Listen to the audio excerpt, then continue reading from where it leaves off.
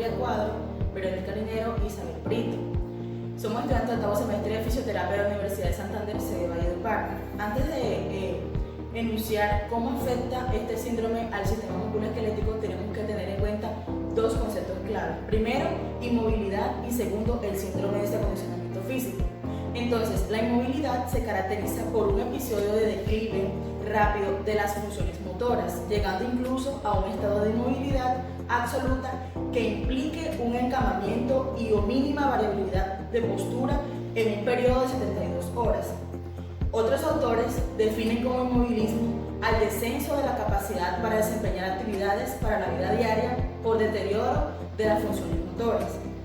Hay que tener en cuenta que la inmovilidad conlleva a un síndrome de desacondicionamiento físico en un periodo de tiempo corto. Entonces, este síndrome se define como el deterioro metabólico y sistémico del organismo como consecuencia de la inmovilización prolongada. El síndrome de inmovilización se da en una persona que solía ser independiente en las actividades de la vida diaria, como consecuencia de la inactividad prolongada y permanencia en cama, independientemente de la enfermedad que lo haya llevado a este estado. El síndrome de acondicionamiento físico es la suma de los daños que aparecen en el organismo como consecuencia de la falta de movimiento. Existen algunos factores que predisponen la aparición de este síndrome, tales como la severidad de la enfermedad o lesión, duración del periodo de reposo, patologías concomitantes como la diabetes mellitus y la desnutrición, la reserva cardiovascular, la edad y el sexo. En cuanto a la fisiopatología de este síndrome, la inmovilización en cama a la que es sometido el paciente en UCI genera alteraciones estructurales en el músculo, provocando cambios a nivel funcional por variación de las fibras musculares. Hay pérdida de excitabilidad, contractilidad, elasticidad, extensibilidad y del tono muscular. Entonces, ¿a qué me refiero con variación de las fibras musculares? Hay que tener presente que las fibras tipo 1 son fibras de contracción lenta y tienen menor diámetro, y las fibras tipo 2 son fibras grandes para realizar contracciones rápidas y potentes. Entonces, cuando hablamos de variación de las fibras musculares, entonces la inmovilización da un paso de fibras tipo 2 a tipo 1. Esto ocurre por la pérdida de las motoneuronas de mayor tamaño, que supondrían la denervación de las fibras tipo 2 y lo consiguiente inervación por motoneuronas lentas. Esta afectación del sistema musculoesquelético se caracteriza por atrofia y fatiga muscular en las fibras tipo 1, a causa de la disminución de la capacidad oxidativa de la mitocondria, o también llamado fosforilación oxidativa, el cual es un proceso metabólico que utiliza energía liberada por la oxidación de nutrientes para producir ATP. Esto repercute en la funcionalidad y desempeño muscular, el cual se ve afectado por efectos negativos representados de alguna manera por el desequilibrio electrolítico, alterando la contracción muscular. ¿Cómo repercute este síndrome en el sistema musculoesquelético? Entonces, los cambios más significativos son las deformidades, la pérdida de flexibilidad y de movilidad articular, trofismo en el cual va inmerso a la debilidad generalizada y al igual que la intolerancia al ejercicio. El síndrome de desacondicionamiento físico a nivel del sistema muscular se manifiesta por medio de una debilidad muscular generalizada, una atrofia muscular, una disminución de la tolerancia al ejercicio, una resistencia a la insulina que se produce por la grasa intramuscular que interviene entre las vías de las células que accionan la insulina. También unos cambios metabólicos que se manifiestan en las primeras 24 horas. Gracias a los estudios de Müller se puede decir y se puede demostrar que un paciente en reposo en cama pierde entre 1 y 1.5 de la fuerza de torque en un día durante las primeras 2 semanas. Recordemos que la fuerza de torque es aquella capacidad de realizar un giro o un movimiento rotatorio en un mismo eje. De esta manera, los músculos que más rápido se debilitan y se atrofian son los antigravitatorios, como los gastrocnemios y los paravertebrales, y los que menos reciben esta afectación son los más pequeños, como los intrínsecos de la mano.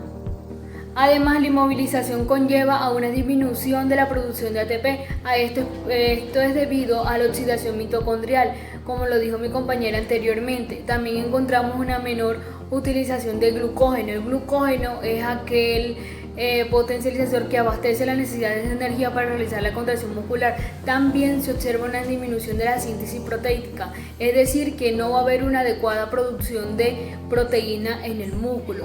Todas estas alteraciones metabólicas se evidencian a temprano tiempo, en un rango de 6 a 24 horas en el usuario. Muchos estudios indican que particularmente las fibras musculares de tipo 1, las de contracciones rápidas en los músculos antigravitatorios, pierden los miofilamentos debido a la inactividad física.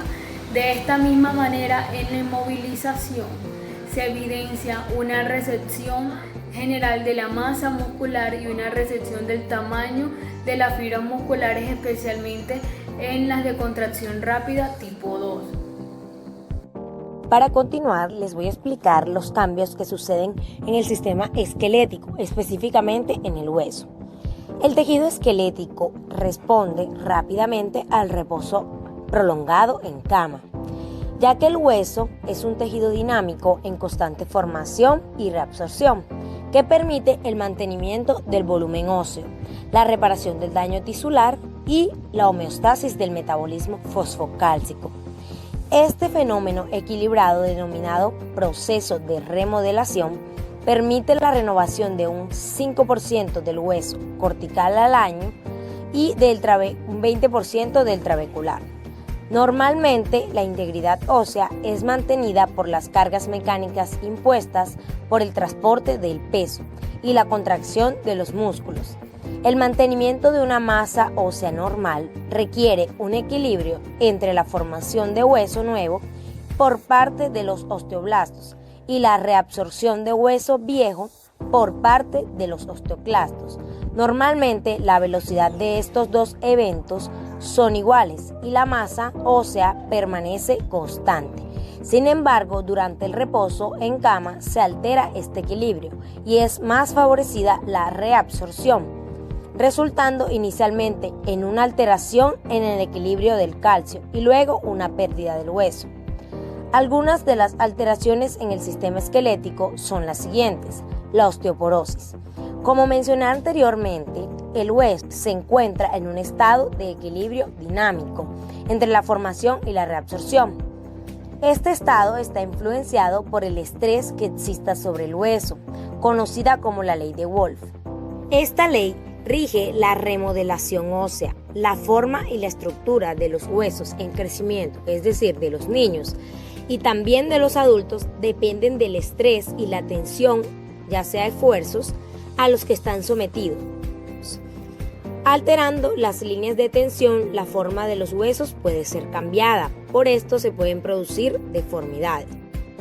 El hueso es depositado y reabsorbido de acuerdo con los esfuerzos que se apliquen, pero durante la inmovilización se pierde este estrés y esto lleva a aumentar la reabsorción ósea, es decir, la actividad osteoclástica, causando osteoporosis. Estos cambios metabólicos se pueden evidenciar a partir de las primeras 30 horas de inmovilización y se ha calculado que se pierde un 1% del contenido mineral óseo vertebral por semana. Otra consecuencia del desacondicionamiento físico en el sistema óseo puede ser la fibrosis y anquilosis articular. La inmovilización induce en el cartílago cambios degenerativos con áreas de necrosis y erosión debido a cambios en el balance de los proteoglicanos, los cuales actúan como lubricantes y componentes estructurales en el tejido conjuntivo. Entre otros tejidos, intervienen en la adhesión de las células a la matriz extracelular. Se acompaña esto de contracturas de los tejidos conectivos extraarticulares que eventualmente pueden llevar a anquilosis de la articulación. Estos cambios se inician aproximadamente en las primeras 2 semanas de inmovilización, es decir, nos podemos imaginar una articulación con fibrosis y anquilosis articular puede lucir similar a la de un robot, que el movimiento se produce por la mecánica pero sin fluidez, es decir, porque se ha perdido la lubricación del movimiento y además podemos imaginarla como con algunas telarañas debido a que está en un periodo de inmovilización y es una articulación que va a estar bastante rígida. Según autores, los huesos de los miembros inferiores son los más susceptibles a la disminución de la masa ósea y los que menos sufren cambios significativos son los huesos como el radio y el cúbito, que no están constantemente sometidos a esfuerzos. En el síndrome de desacondicionamiento físico, el rol del fisioterapeuta va direccionado a coordinar y aplicar medidas encaminadas a prevenir y reducir al mínimo las consecuencias funcionales y físicas propias de las alteraciones del paciente encamado. Como fisioterapeutas, al momento de intervenir a un paciente con síndrome de desacondicionamiento físico, debemos tener en cuenta los siguientes pasos. Primero, realizar una evaluación integral. Esta evaluación integral nos permite tener en cuenta la etiología y las secuelas propias de la enfermedad. Segundo, proponernos objetivos. Un objetivo general, que sería lo macro, y objetivos específicos para el cumplimiento del mismo. Tercero, realizar estrategias de intervención para mi usuario. Cuarto, establecer un pronóstico rehabilitador a cada individuo según la magnitud de su discapacidad. Y quinto, educación para la familia y para el paciente. En la siguiente tabla observamos acciones encaminadas a intervenir a pacientes en la unidad de cuidados intensivos. En esta, Jennifer Cuellar realizó una revisión bibliográfica de 32 artículos donde evidenciaban cuáles beneficiaban a los pacientes que presentaban desacondicionamiento físico. Entre ellas encontrábamos el entrenamiento de la capacidad aeróbica. Esto lo hacían por medio de ejercicios aeróbicos y ejercicios para el entrenamiento de la fuerza explosiva. Esto lo iniciaban cuando el paciente presentaba un 40% aproximado de frecuencia cardíaca máxima y con el fin de prepararlo para el destete ventilatorio, y también lo llevaban a cabo durante 60 días después de haber realizado ese destete y se le hacía un seguimiento a los signos vitales. La segunda estrategia utilizada era la movilización temprana. Se sabe que con la movilización temprana lo que se busca es prevenir la aparición de atrofia y anquilosis en los pacientes que llevan demasiado tiempo en cama. Y esto lo hacían por medio de ejercicios activos, ejercicios activos asistidos, transferencias de cargas desde la cama a la silla, y también hacían entrenamiento de la fuerza y la resistencia muscular, fortaleciendo los músculos del core o los músculos abdominales y por medio de ejercicios isométricos. En esta tabla evidenciamos las escalas de valoración que podemos utilizar en los pacientes que se encuentran con desacondicionamiento físico. Entre ellas encontramos la evaluación del nivel de conciencia, que la hacemos por medio de la escala de Glasgow. Está también el nivel de sedación por medio de la escala de Ramsay. La valoración cuantitativa del tono muscular, que la realizamos por medio de la escala de Ashworth. El riesgo para úlceras por presión por el tiempo prolongado en cama lo evaluamos por medio de la escala de Brandon. Y la valoración cognitiva usando la escala del rancho de los amigos o Mini-Mental Test. También se tiene en cuenta la valoración de las actividades instrumentales de la vida diaria por medio de la escala de Lawton y Brody, y los cambios en la ejecución de actividades diarias por medio de la escala de Blessed.